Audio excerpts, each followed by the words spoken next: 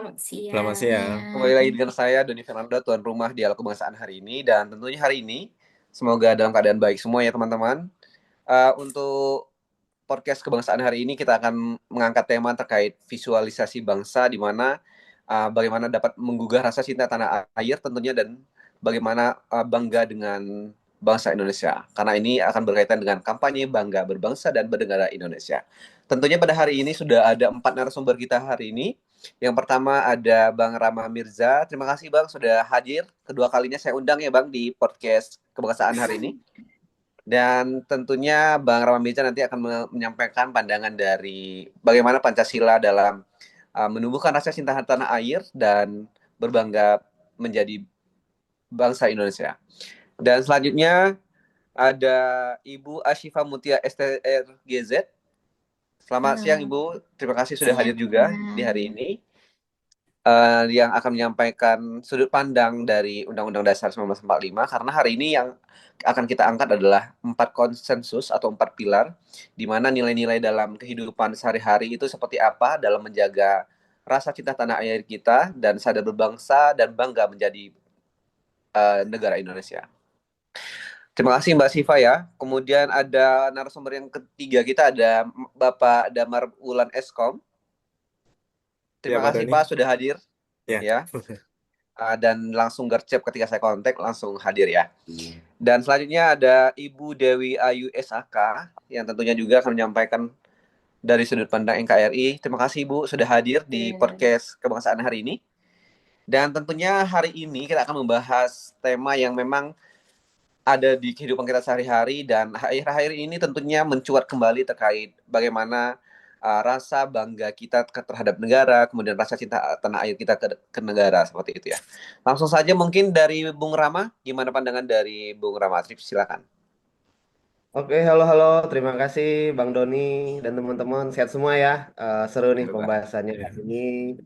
Oh, berat sih sebenarnya, tapi kita coba kulik ya bareng-bareng. Ya berdasarkan sumber-sumber yang udah kita cari, kita akan coba untuk ngulik bareng lagi. Kita bahas bareng-bareng di sini. Kita belajar bareng ya. Betul-betul. Bang Doni, yang pertama mungkin aku mau sampaikan tentang filosofi dasarnya dulu ya, ada konsepnya dulu ya, karena aku tadi dapat bagian Pancasila. Jadi Pancasila itu biasa disebut sebagai dasar falsafah ya, atau bahasa kerennya itu philosophic ground legs ya kan, itu bahasa Inggris atau bahasa apa ya. Terus eh Pancasila itu bukan sekedar pajangan ya kan, tapi kacamata yang kita gunakan untuk melihat dan menyelesaikan masalah bangsa ya kan. Ini Pancasila itu bukan cuma sekedar kita lihat, bukan cuma sekedar kita hafalkan, bukan cuma sekedar kita pajang aja Betul. figurannya gitu kan, 1, 2, 3, 4, 5. Nah, tapi ini menjadi eh, dasar kita gitu kan. Jadi kacamata kita, jadi pondasi kita untuk menyelesaikan masalah-masalah bangsa ya yang ada di Indonesia gitu. Nah, selanjutnya aku mau bedah nih, ada 5 pilar ya kan, ada pilar pertama, kedua, ketiga sampai kelima. Nah, yang sila pertama, sorry ya bukan pilar tadi ya, sila ya, sila yang pertama itu ketuhanan yang Maha Esa ya kan, dia lambangnya bintang nih, ya kan. Core values-nya itu moralitas dan spiritualitas ya kan, bahwasanya mengakui Tuhan artinya kita punya rem moral untuk tidak berbuat sewenang-wenang. Nah, jadi poin yang pertama ini adalah negara kita ini bukan negara agama, tapi negara yang beragama gitu. Nah, kita punya banyak agama di Indonesia ini. eh, Terus jika kita korelasikan ke dalam dunia kerja atau dunia sehari-hari, contohnya di dunia kerja gitu ya, bahwasanya jabatan, pekerjaan yang kita lakukan setiap hari itu diawasi sama Tuhan. Jadi ini nanti bakal melahirkan sifat yang jujur dan amanah, ya kan. Jadi kita bekerja ini kita diawasin loh gitu. Ada Tuhan yang mengawasi kita setiap hari gitu kan. Apa yang kita lakukan sehari-hari gitu. Jadi kita eh, ketika ingin melakukan perbuatan yang tidak baik itu kita kita dipantau ya kan, kita dilihat sama sama Tuhan kita dengan kepercayaannya masing-masing. Oke, selanjutnya yang kedua, kemanusiaan yang adil dan beradab. Oh, kemanusiaan yang adil dan beradab berat nih. Ya, lapangnya rantai. Nah, kemanusiaan yang adil beradab ini adalah soal cara kita memanusiakan manusia, ya kan? Banyak nih kasus-kasus yang orang lain itu tidak memanusiakan manusia, ya kan? Tidak memandang manusia lain itu sebagai manusia. Nah, tidak peduli sukunya apa atau pendapatnya berbeda, kita tetap harus punya adab, ya kan? Terus juga bukan hanya di dunia nyata, ya kan? Sekarang itu di dunia digital, di sosmed itu lagi, waduh, kita tidak bisa membendung, ya kan? Nah, soal bullying dan hoax yang di-share, apalagi sekarang soal apa perkembangan zaman ya AI semua itu bisa dipalsukan gitu. Jadi ini harus ada attitude ya. Jadi harus ada beradab ya kita itu sebagai bangsa Indonesia di sila yang kedua ini tentang kemanusiaan yang beradab. Nah, terus lanjut lagi nih yang ketiga tentang persatuan Indonesia ya kan. Lambangnya itu eh pohon beringin ya kan, kebangsaan dan solidaritas ya, menempatkan kepentingan negara di atas kepentingan pribadi atau golongan ya. Jadi apa sih ini maksudnya ini ya kan? Kita itu jadi sebagai warga negara yang baik ya kan, kita jangan egois ya kan. Sila ini berat atap rumah kita, di bawahnya itu boleh ada banyak kamar, ada ada suku, budaya, terus ada partai, ada golongan, itu banyak kamar-kamar ya kan, ibarat kata kita ini rumah gitu kan. Nah, kita sila ketiga ini mengajarkan untuk mengutamakan kepentingan bangsa, kepentingan rumah kita, Indonesia ini tadi kita pentingkan dulu, baru nanti ego pribadi, ya kan. Kita harus mengutamakan itu. Nah, lanjut yang keempat, sila keempat, kerakyatan yang dipimpin oleh hikmat, kebijaksanaan dalam permusyawaratan perwakilan. Nah, itu adalah intinya demokrasi yang dewasa. Ini cara kita ambil keputusan. Bukan siapa yang paling keras suaranya dia yang menang. Bukan siapa yang paling lantang ya. Tapi siapa yang paling bijak idenya. Kita selesaikan masalah lewat ngobrol, ya kan, diskusi, musyawarah. Kayak kita hari ini kan dialog nih, kita berdialog. Nah, ini udah mencerminkan nih sila yang keempat. Rakyat yang dipimpin oleh hikmat, kebijaksanaan, dan permusyawaratan. Nah, sampai kita menemukan titik tengahnya, mufakat, bukan lewat adu otot, bukan lewat ring tinju ya. Kita menyelesaikan itu berdialog, berdiskusi, bareng-bareng kita menyelesaikan, memunculkan suatu solusi, menyelesaikan suatu masalah itu dengan mufakat ya kan. Kita ambil titik tengahnya. Oke. Terus yang sila kelima, keadilan sosial eh, bagi seluruh rakyat Indonesia. Intinya adalah tujuan akhir ya kan. Garis finish dari sila ke-1 sampai sila ke-4 tadi, inilah garis finishnya, keadilan sosial bagi seluruh rakyat Indonesia. Jadi Bang Doni. Nah, jadi semua sila di atas tadi tujuannya ke sini nih, ya kan, ke keadilan sosial bagi seluruh rakyat Indonesia. Bahwa kemajuan Indonesia ini harus dirasakan semua orang, ya kan, dari semua elemen, dari semua kalangan yang ada di Indonesia. Nah, dari kota besar sampai pelosok desa, tidak boleh ada yang merasa dianaktirikan di Indonesia. Ya kan, semuanya harus merata, harus harus merasakan apa yang dirasakan orang di kota, di desa pun merasakan. Apa yang dirasakan di desa, orang kota pun harus Betul. merasakan. Kita korelasinya kita eh, ke arah kehidupan sehari-hari ya. Jadi kalau kita ringkas nih, Bang Doni, Pancasila itu adalah DNA bangsa, ya kan? Yang pertama kita bertuhan, yang kedua kita beradab, yang ketiga kita bersatu, yang keempat kita bermusyawarah, dan yang kelima kita adil. Nah, jadi itu Bang Doni, Pancasila dalam eh, apa yang saya sampaikan tadi. Gitu Bang Doni, nanti kita diskusi Baik, bareng lagi. baik, Ya Bang Doni, baik. lanjut. Baik, terima kasih Bang Rama. Sangat menarik dan tentunya nanti akan lebih mendalam lagi terkait bagaimana sih sebenarnya peran Pancasila dalam kehidupan sehari-hari terkait cinta tanah air dan bagaimana nilai-nilai bela negara seperti setia pada Pancasila dan ideologi itu untuk tetap menjaga keutuhan bangsa. Tapi untuk lebih mendalam ke situ kita beralih dulu nih ke narasumber kita yang kedua, ada Ibu Asifa Mutia SDRZ, GZ, di mana akan membahas atau sudut pandang dari Undang-Undang Dasar 1945. Boleh, Ibu silakan Ibu Asifa. Baik, terima kasih Bang Doni. Perkenalkan, nama saya Asifa Mutia. Nah, di sini saya akan membahas mengenai konsensus dasar berbangsa dan bernegara yang kedua, yaitu Undang-Undang Dasar 1945. Nah, Undang-Undang Dasar 1945 ini yang kita tahu itu sebuah teks yang panjang berupa pembukaan, pasal-pasal, dan kalau mau dibahas semua itu bakal panjang ya, bisa Tuh. seharian mungkin Iya. lebih. Dan eh, dan kalau mau dibahas dan Undang-Undang Dasar 1945 ini itu bukan hanya sebagai teks yang harus kita hafal aja ketika lagi upacara atau untuk persiapan tes CPNS saja ya, seperti kita kemarin ya. Nah, tapi kita juga harus menjadikannya sebagai pedoman agar kita punya arah. Nah, punya arahnya itu di tengah kehidupan kita di dunia yang semakin ruwet dan ribet ini, simpelnya itu kita semua harus sadar bahwa kita punya tanggung jawab untuk menjaga rumah kita ini bersama-sama, yaitu Indonesia kita tercinta ini. Nah, teman-teman, untuk contoh perilaku berbangsa dan bernegara Indonesia, kalau kita sebagai ASN sendiri itu contohnya seperti ketika ada masyarakat ya yang menyebarkan hoaks atau provokasi. Nah, kita sendiri sebagai ASN harus menjadi penetral atau tidak ikut-ikutan untuk menyebar hoaks tersebut.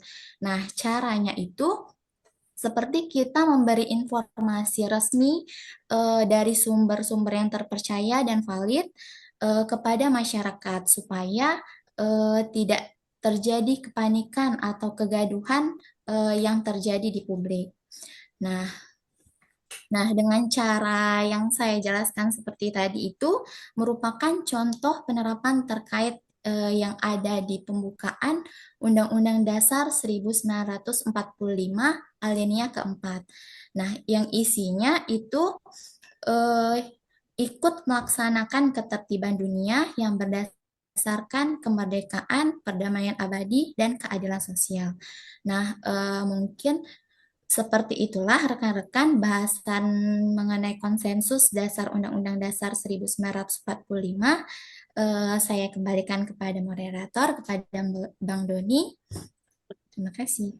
Baik, luar biasa teman-teman dari narasumber hari ini ada nama Ibu Asifa Mutia, dan tentunya antara narasumber yang pertama dan kedua ini saling berhubungan ya karena Pancasila dan Undang-Undang Dasar, di mana yang satunya adalah DNA-nya yang seperti yang dibilang Bang Mirza tadi, dan tentunya akan kita bahas lebih mendalam lagi di segmen berikutnya. Selanjutnya teman-teman, di sini ada lagi materi kita atau sudut pandang dari Bhinneka Tunggal Ika sudah hadir di tengah kita, yaitu Bang Damarulan Eskom. Iya, Kayaknya langsung aja Bang, dari tadi sepertinya udah nggak sabar Bang, nyampain boleh. bener banget ini. Nah, terima kasih buat Bang Doni atas waktunya. Materi ini sangat menarik sekali ya, rekan-rekan. Kalau mau dijabarkan satu persatu mungkin sangat panjang, waktu kita nggak cukup. Oke, terkait materi tentang Bhinneka Tunggal Ika, secara singkatnya kita sama-sama tahu bahwa Bhinneka Tunggal Ika ini artinya berbeda-beda tetapi kita tetap satu gitu kan. Kalau diisyaratkan itu Bhinneka Tunggal Ika itu seperti gado-gado, mungkin rekan-rekan tahu ya. Walaupun kita puasa ini kita bahas makanan sedikit. Jadi gado-gado itu kenapa sangat enak? Ya karena ada bermacam variasi di situ. Ada Betul. tempe, tahu, kacang, dan lain sebagainya. Di situ letak menariknya. Sama seperti Bhinneka Tunggal Ika. Oke, kemudian Bhinneka Tunggal Ika ini memiliki fakta dan realita, teman-teman.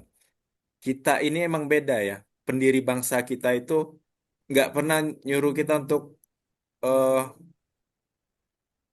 apa namanya istilahnya merubah keyakinan kita. Contoh buat teman-teman yang suku Batak tidak disuruh untuk menjadi suku Jawa gitu kan. Orang suku Papua untuk menjadi suku Jawa itu nggak ada. Para leluhur kita tidak pernah memikirkan seperti itu. Tetapi mereka ingin kita dalam satu payung, teman-teman, yaitu Indonesia. Oke, kemudian mengapa kita harus bangga nih menjadi warga negara Indonesia? Kenapa? Kita harus bangga. Yang pertama, kita ini terdiri dari 17.000 pulau. Kemudian terdiri dari 1.300 suku bangsa. Wah, ini mewah sekali. Tidak ada negara di dunia ini yang istimewa seperti kita ya kan? Jadi kita harus bangga karena kita berbangsa dan bernegara Indonesia. Oke, Indonesia. selanjutnya ada kasus mungkin teman-teman sudah tahu ya viral tentang LPDP-nya. Mungkin saya akan Oh ya, betul betul. bahas sedikit aja tentang LPDP ini. Boleh boleh. Sebenarnya pemerintah ini kan membuat program ini untuk meningkatkan kualitas SDM kita. Nanti apa outputnya yang didapat untuk negara? Diharapkan SDM yang tadi kembali ke negara Indonesia dan membangun Indonesia ini sendiri. Jadi untuk kasus yang viral ini sangat disayangkan ya teman-teman. Kemudian jangan sampai hal serupa terulang. Kita sebagai generasi muda diharapkan dapat membangun dan memperkuat rasa kecintaan kita terhadap negara Indonesia gitu. Oke. Kemudian kesimpulan singkatnya tentang Bhinneka Tunggal Ika ini adalah Bhinneka Tunggal Ika adalah kekuatan kita gitu. Dengan menghargai perbedaan, kita tidak hanya menjaga warisan leluhur, tetapi juga membangun fondasi negara yang kuat dan disegani dunia. Menjadi Indonesia berarti bangga menjadi bagian dari keberagaman yang harmonis. Begitu, Pak Don ya. Kemudian Baik. ini, mari kita mulai dari diri kita sendiri sebagai ASN ini ya, rekan-rekan. Mulai kita untuk terbuka kepada sesama rekan berbeda suku, beda agama. Mari kita saling ngobrol untuk agar apa namanya terjadi timbal balik, kita saling memahami begitu. Baik, Pak Doni, mungkin itu saja yang bisa saya sampaikan. Sebenarnya masih banyak ini Pak Doni, tapi karena Ya, keterbatasan waktu, saya kembalikan lagi ke moderator. Terima kasih. baik. Terima kasih Bang Damar, sangat menarik dan lumayan, dan tentunya ada hal yang menarik karena kan sebenarnya di akhir-akhir ini ada um, yang lagi ramai ya, dan tentunya ini Ya, sangat berhubungan dengan uh, sadar berbangsa dan bangga bernegara seperti itu iya. kan ya. Rasa Kalau saya sih kecintaan masih kita. bangga ya Pak menjadi Iya. negara Indonesia. Saya rasa juga rekan-rekan di sini sama seperti saya. Dan selanjutnya rekan-rekan di sini untuk narasumber yang keempat tentunya di sini ada Ibu Dewi Ayu SAK yang akan melihat dari sudut pandang bagaimana sih ideologi uh, nilai-nilai dari bela negara dalam menjaga cinta tanah air, berbangsa dan berbangga menjadi negara Indonesia dari sudut NKRI. Boleh Ibu Dewi silakan. Baik, terima kasih ya Bang Doni. Saya Dewi Sulistri akan membahas tentang konsensus RI. Kenapa negara NKRI? Karena menurut pasal 1 ayat 1 UUD 1945, negara Indonesia adalah negara kesatuan yang berbentuk republik. Oleh karena itu, merupakan identitas. Maaf, apakah terdengar, Bang? Masih terdengar jelas meskipun awalnya agak macet sedikit. Oh, Lanjut Ibu. oke, saya lanjutkan ya, Bang. Ya, Kenapa boleh. bentuk kesatuan? Yaitu untuk menjaga supaya terhindar dari perpecahan karena Indonesia berbentuk pulau-pulau, yaitu dari Sabang sampai Merauke, yang memiliki perbedaan agama, suku, budaya, dan bahasa. Kita harus menjaga kedaulatan itu dengan menghargai satu sama lain dan menghargai identitas masing-masing. Karena kita tidak mungkin menyetarakan atau menyamakan identitas kita yang orang Sumatera sama orang Papua ataupun orang Sulawesi. Karena itu Ya. kita kesatuan. Contoh nih, kalau untuk NKRI kita itu dalam bentuk apa sih? Jika ada kebijakan di pemerintah pusat, maka pemerintah daerah itu wajib mengikuti peraturannya. Contohnya itu kebijakan di bidang kurikulum pendidikan nasional. Jika pemerintah pusat telah menetapkan kurikulum, maka semua pemerintah daerah harus mengikutinya. Baik, itu Bang Doni yang bisa saya sampaikan. Mengingat Baik, waktu kita agak terbatas, saya baik, kembalikan kepada Bang Dani. baik. Singkat, padat, tapi jelas seperti itu ya, Mbak. Bukan demikian ya, Bang Ya, Damar ya dan Bang Mirza.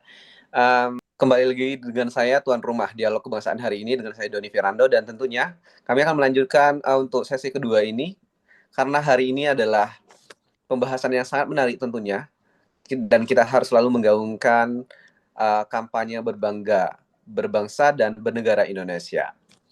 Ada hal yang menarik tadi dari Bang Mirza, dan tentunya karena Pancasila adalah sebagai DNA ataupun sebagai filter tentunya, di mana seluruh elemen-elemen yang ada di pilar-pilar yang ada di Pancasila tentunya harus dimiliki dari setiap ASN ya Bang.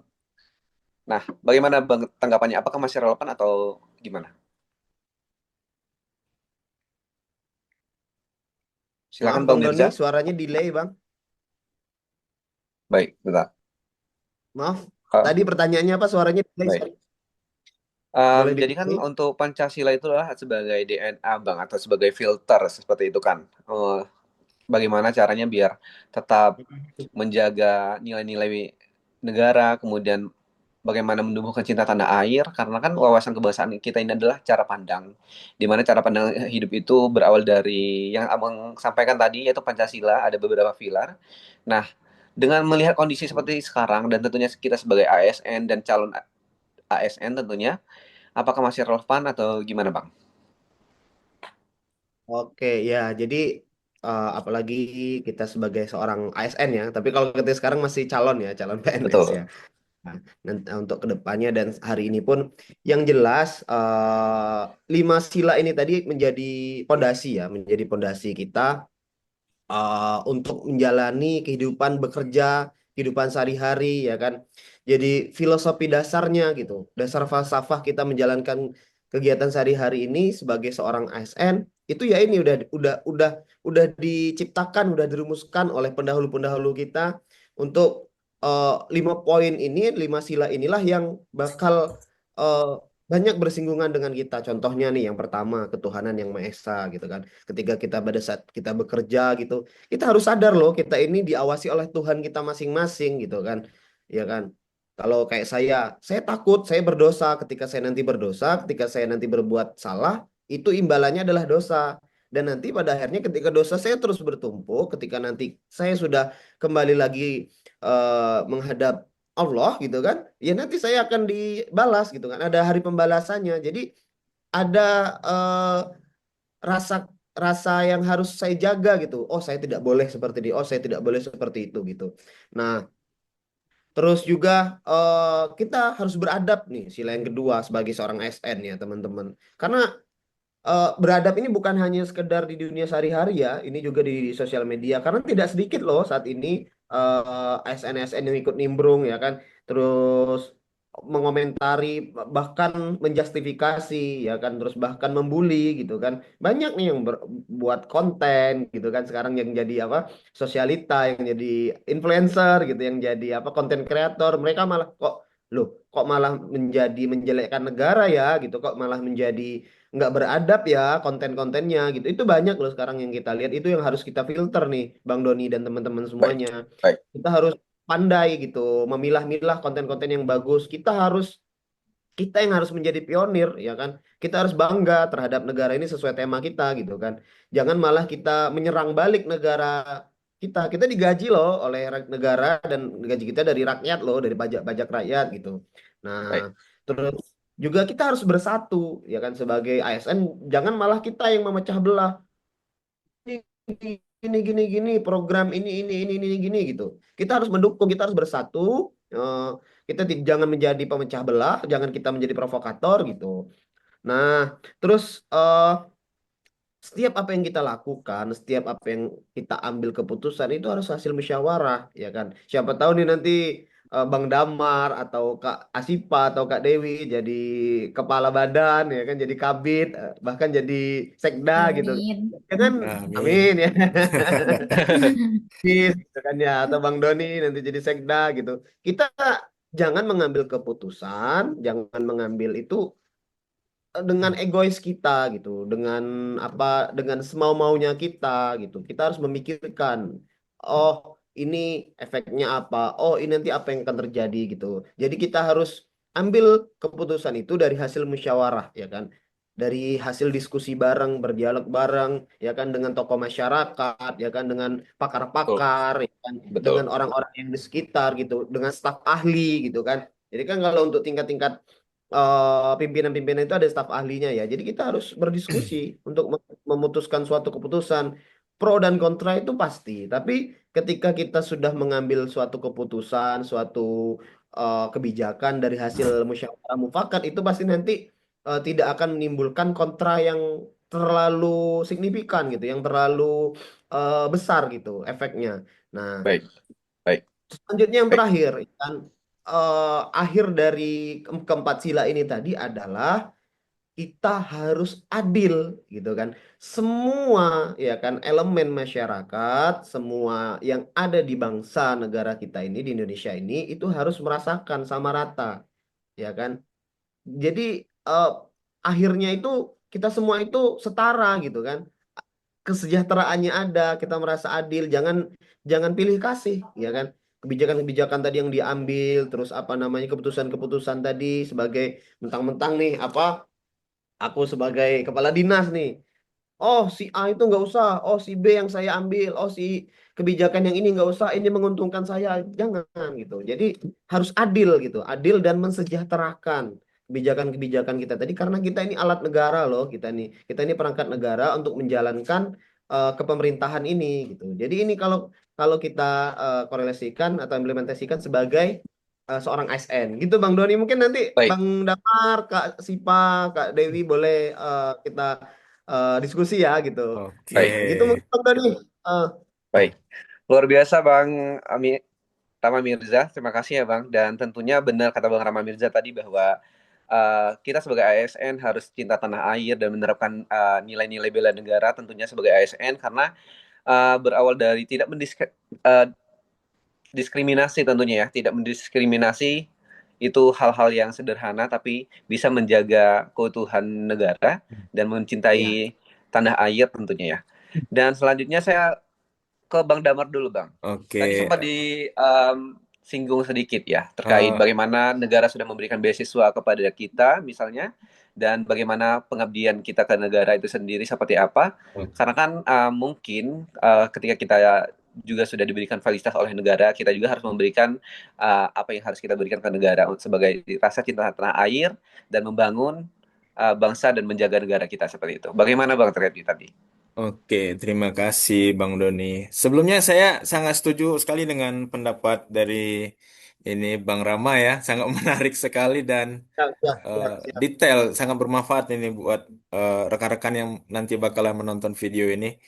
Saya sedikit menambahkan juga, mungkin masalah yang sedang dialami bangsa ini kita-kita ini yang bakalan memperbaikinya, betul tidak? Eh, kita mulai dari diri sendiri gitu kan. Tetapi poin pentingnya negara harus memfasilitasi SDM. Contoh, pendidikan berbangga dan bernegara Indonesia itu kita mulai dari segi pendidikan dari tingkat SD, SMP, SMA maupun kuliah. Kalau ini pondasinya sudah kuat, nanti kita-kita ini yang hasil dari kebijakan pemerintah yang tepat, maka saya sangat yakin bahwa Indonesia ini bakalan menjadi Indonesia emas 2000 berapa? 45. 2045.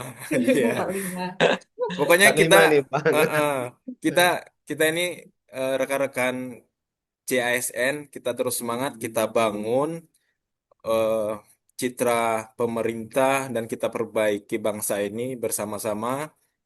Dan jangan pernah berkhianat untuk negara ya. Karena di sini kita dilahirkan, di sini juga kita harus berjuang. Begitu. Kembali ke Bang Doni. Terima kasih. Baik, luar biasa. Dan tentunya pada podcast kebangsaan hari ini, sepertinya Mbak Asifa dan Mbak Dewi Ayu juga, mungkin ada closing mungkin atau ada yang harus disampaikan sebelum saya tutup? Gimana? Dari Ibu Asifa mungkin? Senyum-senyum aja Mbak dari tadi. Boleh? Masih di mute, Ibu.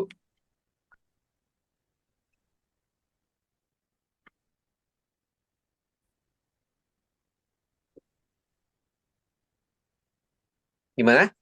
Mungkin dari Ibu Dewi Ayu dulu nih. Sepertinya udah siap banget nih untuk mengeluarkan kata-kata magicnya. Mungkin untuk closing kita hari ini. Untuk Boleh. kata-kata hari ini Ya, ya. kalau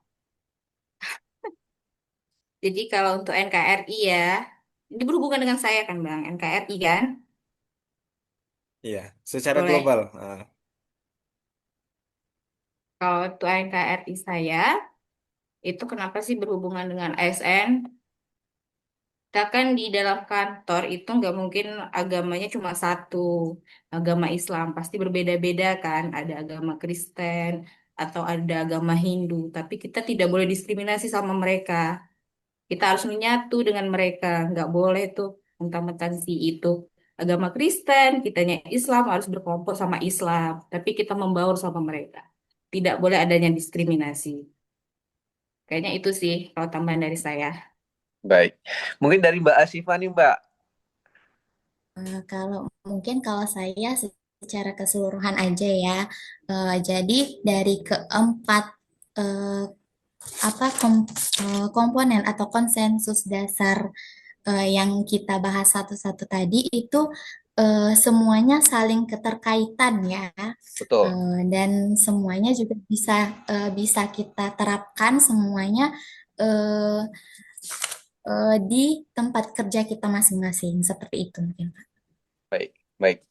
Em, Rekan-rekan semuanya, saat berakhir juga untuk sesi kita hari ini dan tentunya closing dari saya bahwa visualisasi bangsa dan negara itu bukan hanya simbol simbol tentunya, karena yang pastinya harus kita aktualisasikan dalam kehidupan sehari-hari, terutama dalam kehidupan berbangsa dan bernegara, karena saya akan menggaungkan terus bahwa bangga berbangsa dan bangga menjadi warga negara Indonesia, terutama sebagai kita ASN, sebagai pelayan publik harus terus menggaungkan tersebut dan harus relevan dengan kehidupan kita sehari-hari.